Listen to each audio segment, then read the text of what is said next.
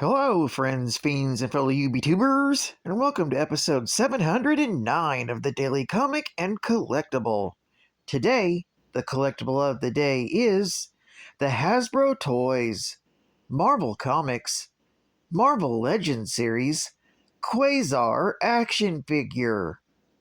Donning a pair of quantum bands, Wendell Vaughn transforms into Quasar, the protector of the universe. Now, with over 80 years of entertainment history, Marvel has become a cornerstone of collections around the world. This 1/12 scale Legends series figure of the superhero Quasar was designed with premium detail and intricate hand-painted deco. This 6-inch scale figure also features advanced articulation for posing and displaying in your Marvel collection. Quasar's costume and accessories were designed and inspired directly from Marvel Comics. In fact, this figure includes 4 extra accessories. Box contents include an extra pair of interchangeable hands and 2 quantum blast effect pieces, along with the Quasar action figure that comes in a full window display box that was released in 2021 by Hasbro Toys. Now, the comic of the day is Marvel Team Up, Volume 1, issue number 113, with a cover date of January 1982, but was released in October of 1981. This team up features Quasar and Spider-Man, with story by Mark Gruenwald, art by Herb Trimpe, and cover by John Romita Jr. This story is titled The Resurrection of Edward Lansky. The story opens with Peter Parker running late for class as he swings across the city as Spider-Man.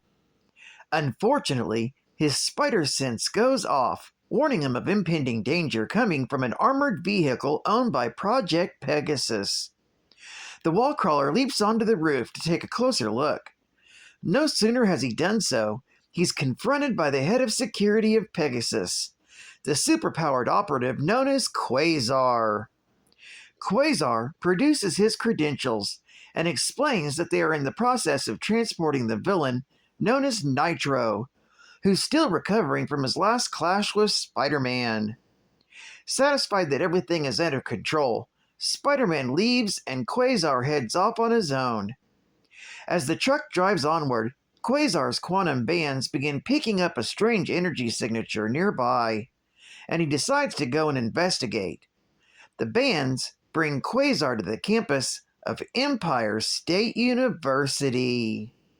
Using his bands, Quasar creates a massive drill construct and digs deep into the ground, uncovering a secret lab. There, he's suddenly assaulted by a ball of light that takes control of his power bands. Drawing energy from the bands, the light takes on a humanoid form. The being introduces itself as Light Master.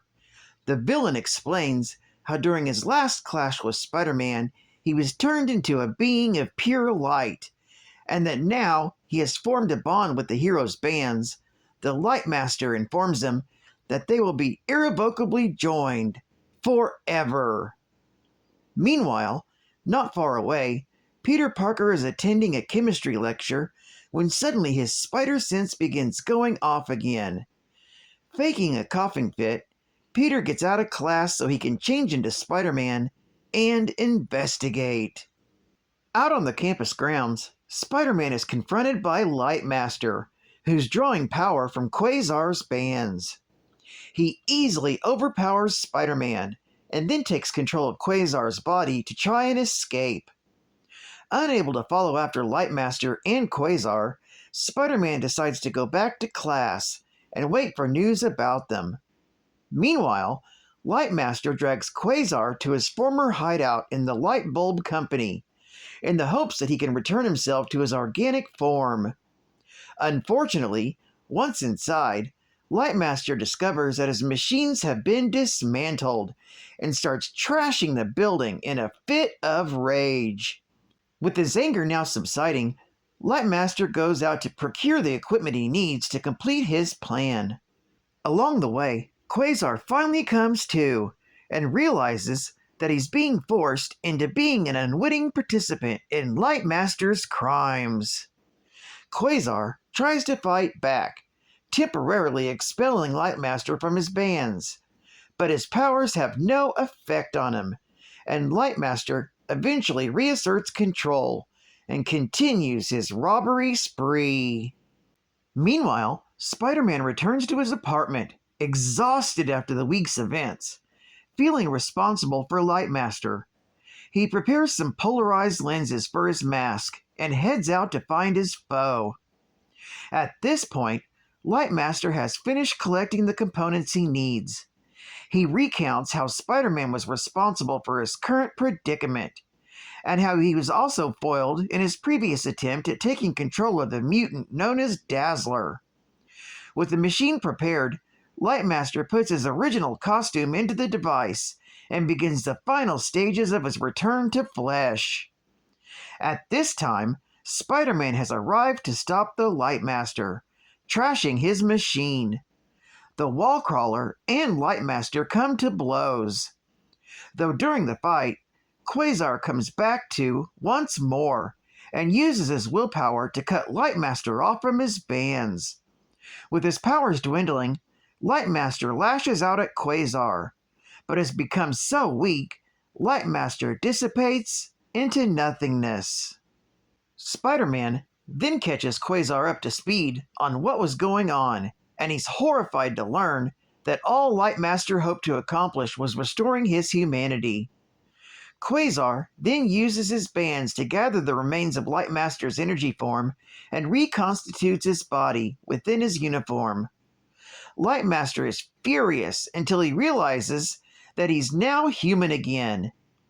Thinking that Lightmaster is still a threat, Spider-Man comes up from behind and knocks him out. Quasar asks why the Wallcrawler reacted that way, and he explains that his spider sense was warning him of danger.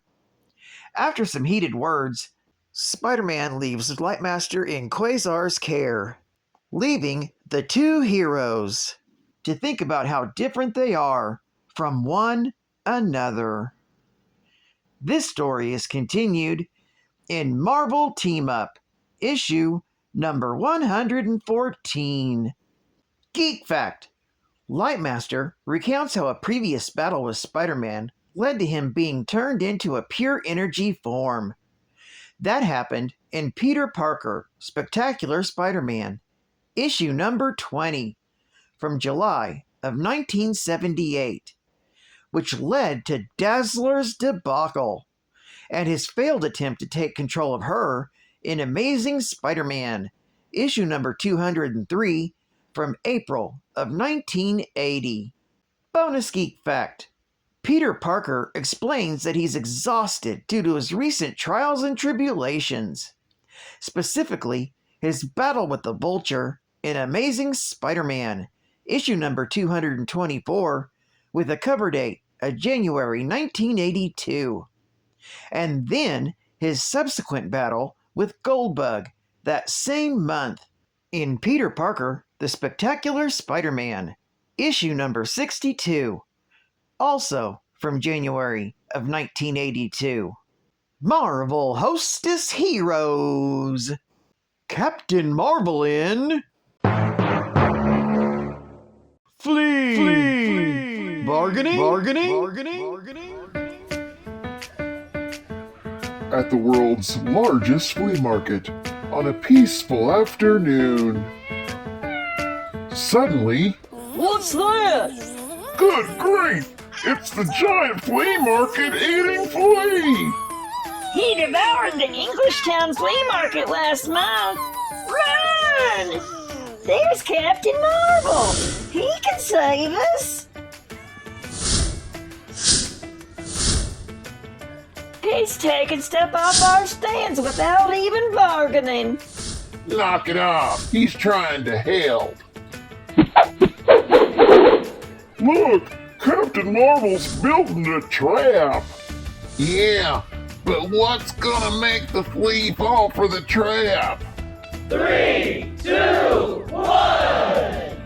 With the help of these golden hostess Twinkie cakes, I'll make him an offer he can't refuse. These Twinkie cakes are irresistible. The light golden sponge cake and cream filling are delicious.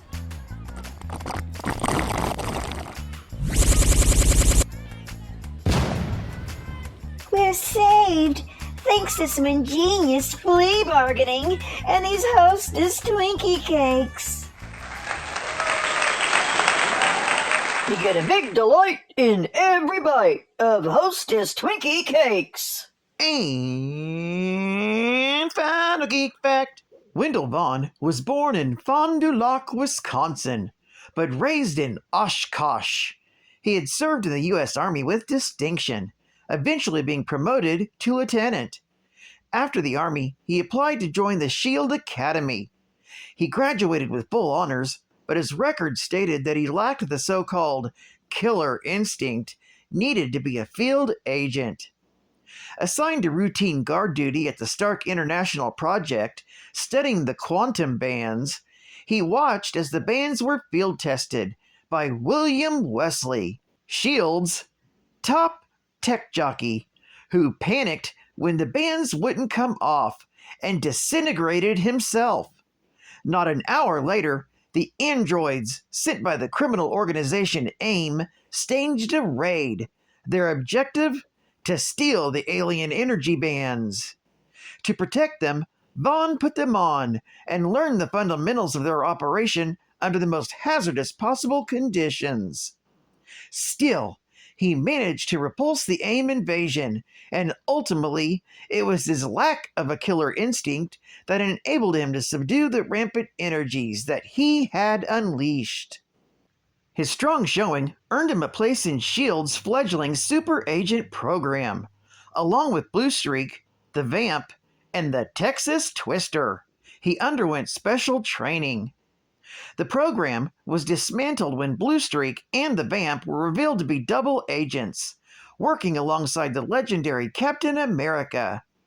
He not only helped S.H.I.E.L.D. learn who sent the infiltrators, he also got a chance to pit his power against the might of the Raging Hulk for the second time.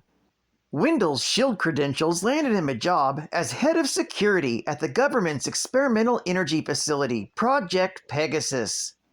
Within weeks of his arrival, the project was nearly destroyed by the space-engulfing Nth Man.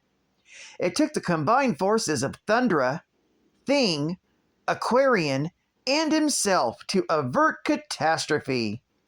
Vowing never to allow any situation to get out of hand again, he nevertheless fell prey to the will-numbing serpent crown, which had taken over the rest of the project's workers.